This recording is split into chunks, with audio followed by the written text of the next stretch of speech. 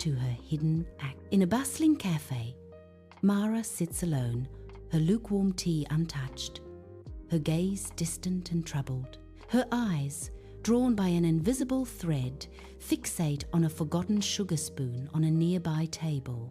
A subtle tremor betrays the building urge within her, her hand trembling almost imperceptibly. She glances around, a quick, furtive survey, ensuring her secret ritual remains unseen. With practiced ease, her hand closes around the spoon and it vanishes into her bag, a quiet, private victory.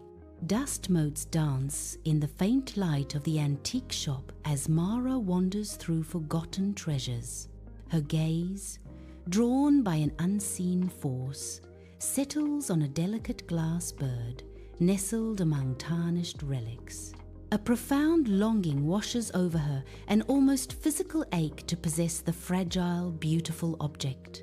With a flicker of internal conflict, her fingers, as if guided by fate, close gently around the glass bird. The world blurs around her, consumed by the silent, momentous act of taking the precious bird. Mara sits amidst an eclectic sea of trinkets and treasures, each reflecting the dim light of her apartment. She picks up a cheap earring, its unadorned surface a stark contrast to her melancholic expression. A deep sadness is etched onto Mara's features as she turns the earring over in her fingers. Her voice, laced with a profound weariness, whispers to the silent objects.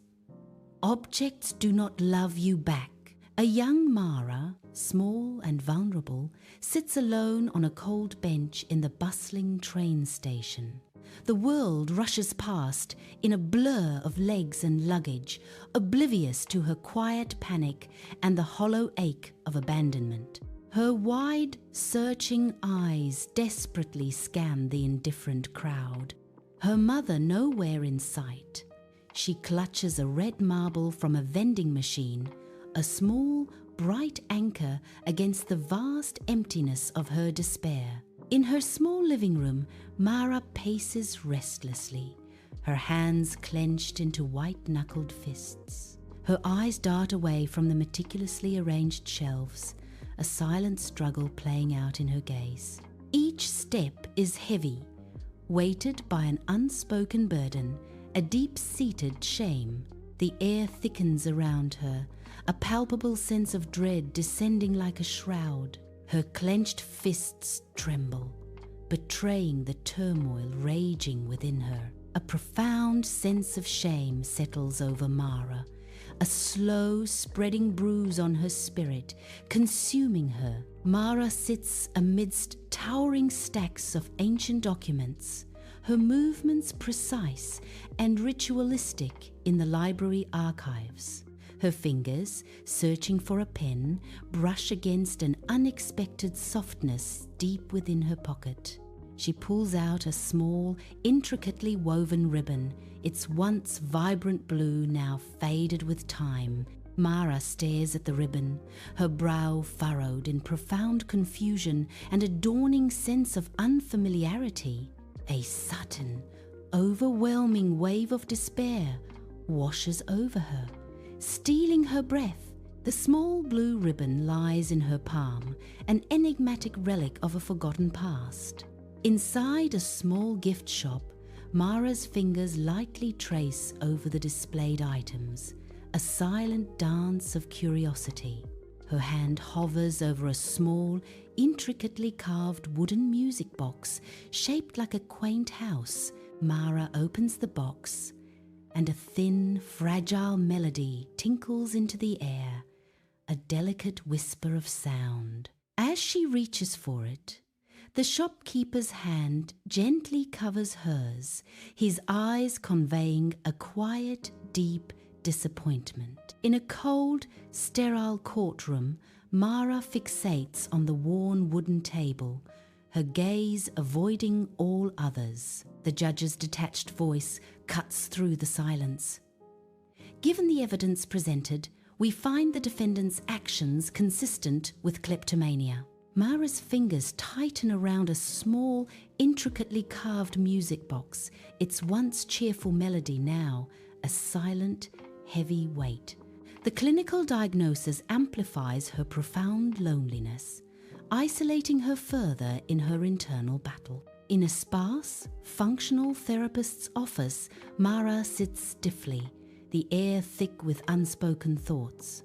Mara speaks in fits and starts, her words catching in her throat, describing a numbing, falling asleep sensation. The therapist leans forward, her expression gentle yet firm, encouraging Mara to confront the emptiness within. She urges Mara to sit with the urge, to truly feel the void instead of trying to fill it. It is a raw, difficult exchange, each word laying bare Mara's deepest vulnerabilities to the light. Mara, her face etched with a silent struggle, leaves a delicate scarf draped over a cafe chair, a poignant farewell. Her hand trembles visibly as she slowly pulls away, the air around her thick with unspoken goodbyes. Each discarded object symbolizes a piece of armor she's shedding, revealing a raw, vulnerable self. The cafe, once a haven, now witnesses her departure, a silent observer to her profound transformation.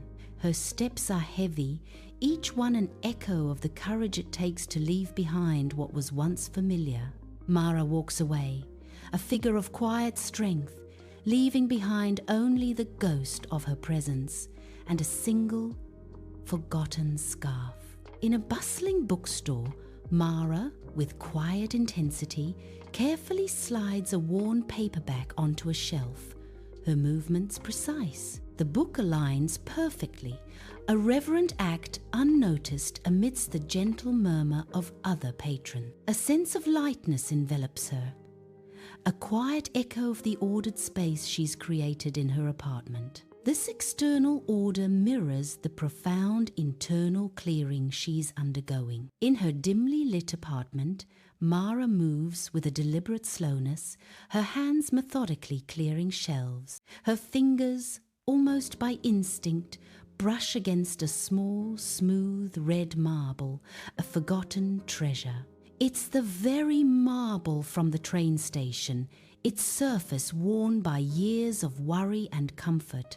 She holds the marble up, its dull red catching the faint light, a beacon in the quiet room. A sudden, profound clarity washes over Mara, illuminating her face in the dimness. She realizes with stark understanding she wasn't collecting objects. She was desperately trying to hold on to moments. Under the cloak of night, Mara stands at the river's edge, the dark water a silent witness to her solitary vigil. In her palm, a single red marble glows faintly, a poignant echo of a cherished past.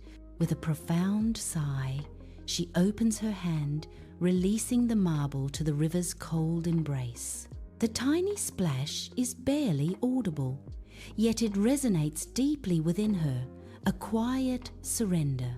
A tear traces a path down her cheek, not of sorrow, but a pure, honest cry for the child she was. Mara's apartment, a stark expanse of clean lines and open spaces, echoes with a fragile, uncertain peace.